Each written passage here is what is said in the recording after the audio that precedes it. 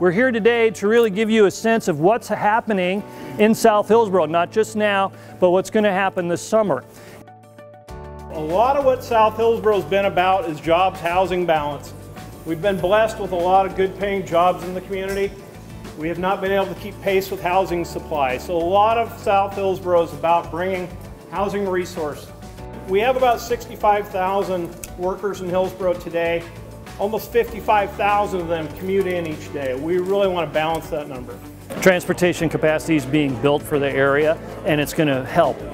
So as soon as we open the traffic signal at TV Highway Cornelius Pass Road, we're going to slide some Jersey barriers across the entrance to TV Highway 229, and then basically decommission that railroad crossing. We're really making a lot of investments to give people options. You'll be able to bike or walk all the way now from 209th to 229th, in fact all the way to Home Depot, without ever getting on TV Highway. And that's a huge win for people, and it relieves traffic on TV Highway as well by providing an alternate route for people to walk and to bike. The turnout at the open house was just phenomenal.